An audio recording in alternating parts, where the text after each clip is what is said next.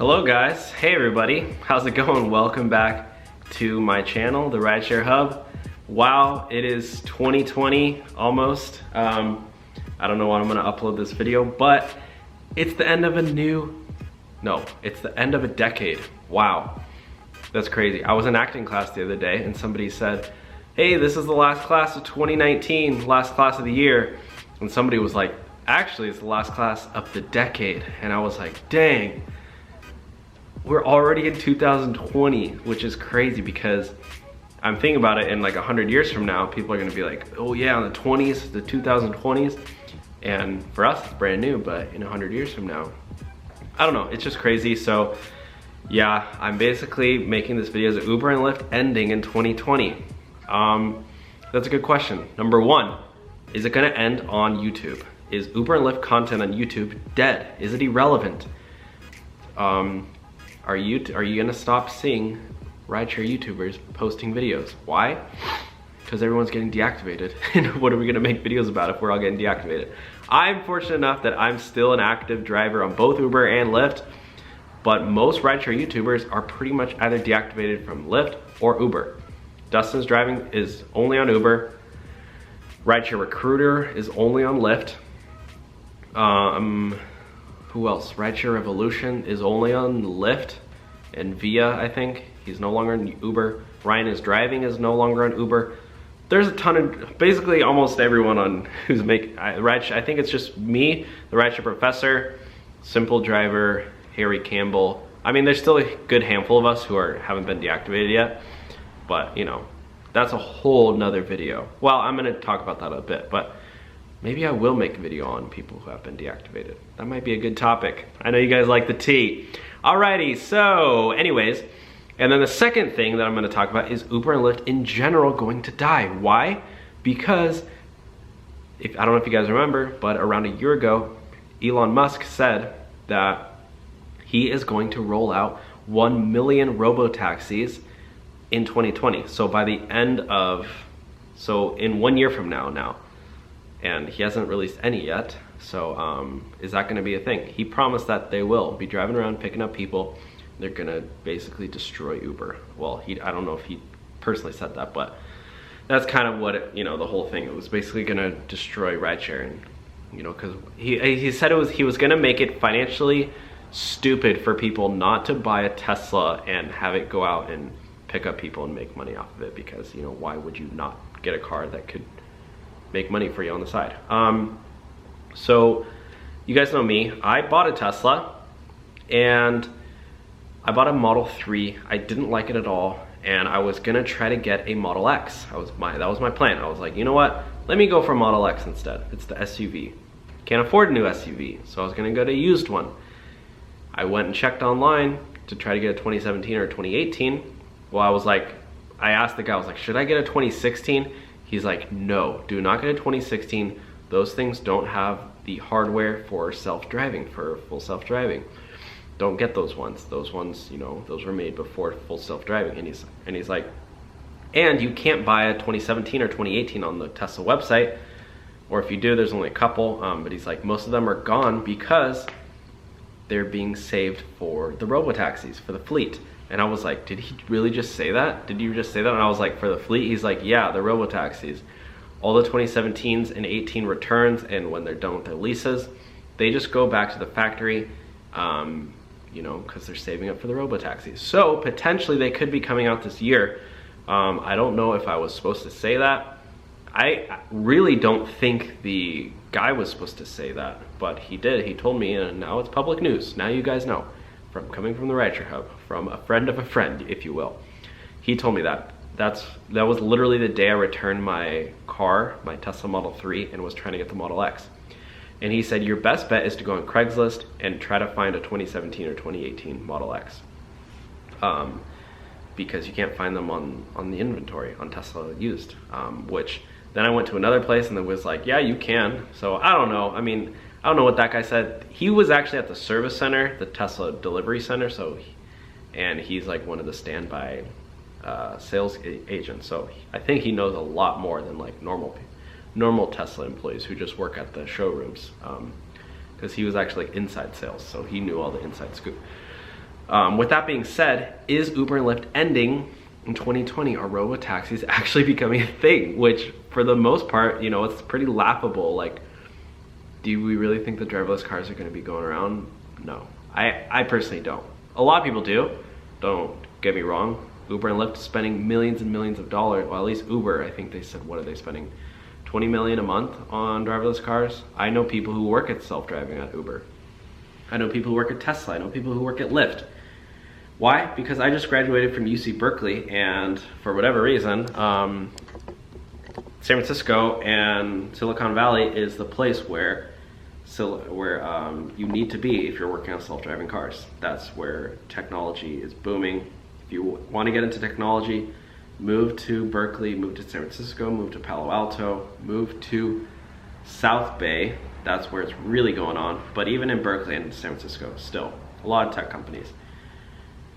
Yeah, so that's basically what we're talking about today. I know that was a super long intro, but before I get into the video, well, I pretty much already am into the video. I could like this for like 45 minutes, an hour, but I'll try to keep it short as possible. If you can do this video, big thumbs up. I would really appreciate that. Just a little background on me. I mean, and also the third, well, okay, sorry, I'm getting ahead of myself. A little background on me, my name is Dylan. I'm a driver for Uber and Lyft. I signed up to pay off my debt, my car debt, and my credit card debt. Cut up my credit cards. I started listening to Dave Ramsey. I was like, you know what? Life's too short to make credit card payments, to pay interest, shuffling around credit card payments. It's just, you know, credit card churning. Not churning, but refinancing. I didn't want to do that. So I signed up for Lyft and Uber to pay it off, and it worked. Wow. You know, can you actually think that Uber and Lyft worked for somebody? It worked for me. And so now I basically just make these videos and I drive on the side for extra income. And my whole thing is to have like 10 different ways to make money. I have the merch right over there. I don't know if you can see it. Can you see that? There's all my merch that I'm selling. I'm also really trying to, we just signed up a new TikToker. So if you guys don't know what I do for a living, basically I'm starting up this company. I've been working on this company to sell merchandise for YouTubers and influencers and TikTokers now, because TikTok is like the biggest thing. We just have a new TikToker on. She has 800,000 followers. Her name's Dana Marie. So if you want to support her, you can buy her merch. So my company is called merchclub.co. Well, not the company, but my website is called merchclub.co. It is basically the name of the company. And basically, I just make merchandise for influencers. And I also have the Rideshare merch on there too. It works really, really well. Basically, somebody just buys a shirt and whatever, it gets sent out. But that's totally regardless. That's a little intro on me, what I do, and then I drive Uber and Lyft on the side. I do a little bit of social media stuff, you know, vague stuff that you guys don't, you know, want to hear about. Boring stuff. And then I'm doing some photography now on the side for fun. And yeah, I don't know. I chill and drink coffee and read books and go to Il Pastillo in Beverly Hills. That's my go-to place for now. The third thing is Uber and Lyft even worth it? There's so many drivers quitting now. I need to make a video on that too, but there's so many videos to be made about. Uber and Lyft drivers are quitting. Why? Because the rates are dropping. It's getting more expensive. I even saw a meme that was like, in California it costs, or in LA it costs, minimum wage is 12 bucks, rent is $2,000 a month, and I don't know, maybe that was the whole meme, but basically what I'm trying to say is it's so expensive that like Ubering and Lyfting is like really not worth it. And people have signed up a couple years ago, now they're seeing the full effects of their cars, because Uber and Lyft don't provide cars, or if you do, you're doing the rental program and you're paying for the car yourself out of pocket. And a lot of people who stupidly, yes, I will say it's stupid, they buy a 20, well, I don't want to say the year because you might be watching this from a year from now, but go out and buy a brand new car for Uber. Think, oh, I'll buy this brand new car and I'll make the car payment just by driving for Uber. Good idea in theory. On the very, very, very surface level, oh, my car payment is only $300 a month, only $500 per month.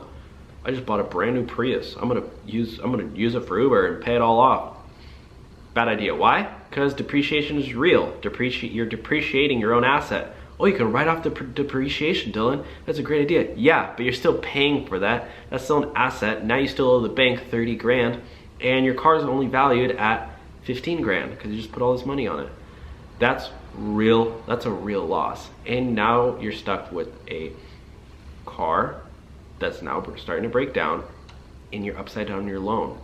And you probably don't even like driving for Uber anymore. So there's a lot of that stuff going on, which I think a lot of people, sorry, I'm looking at the time. How much time do I have left? Is my camera dying? No, I'm good. Yeah, there's just a lot going on.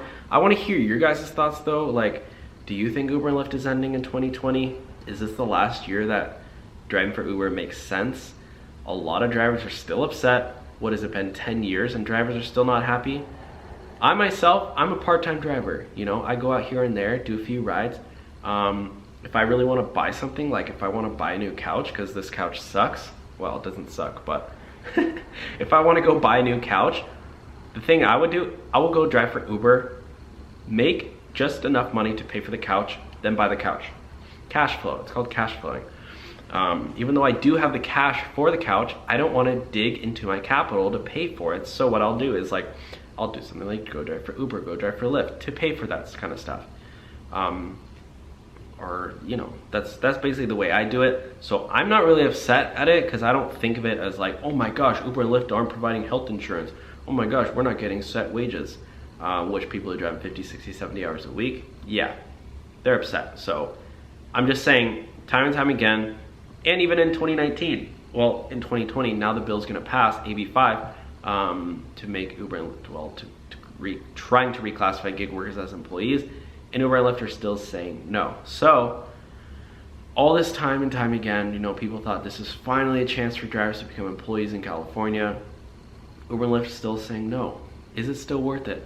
This is a big question I want to ask you guys, you know? I don't have all the answers. I'm just a driver like one of you guys, you know? I'm no guru, I'm no rideshare guru.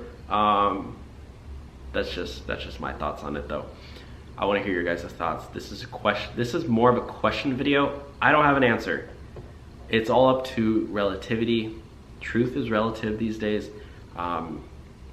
Yeah, I don't know. I mean, we're pretty much living in a simulation at this point. I think everyone has agreed that, you know, we're all probably living in a video game. Elon Musk even said there's 1 in 1 billionth chance that we are not living in a simulation. Why? Because he says that if we believe that we're creating video games, you know, like augmented reality and virtual reality, if we believe that those video games will one day be non-distinguishable from real life, you know, you can put on a headset, walk around for 24 hours, and then forget that you're living in real life, or that you're in a video game, excuse me, then that just proves the theory. Well, I guess it's more of a hypothesis, but I guess it is now a theory because it has been proven, sort of. I don't know, whatever you want to call it. If you believe that, then why would you not believe that you're currently not in a video game that is just an undistinguishable version of reality? So, yeah, I know I just went way off topic there, but sorry. I like questioning people, I like being a little bit different. So if you've never thought about the possibility of living in a simulation, that's Elon Musk's thoughts on it. I just want to share that with you guys because I want to hear what you guys think. And yeah guys, till the next video, you guys are the best. I'll talk to y'all soon. Thank you all for watching. Have a good one guys. Peace.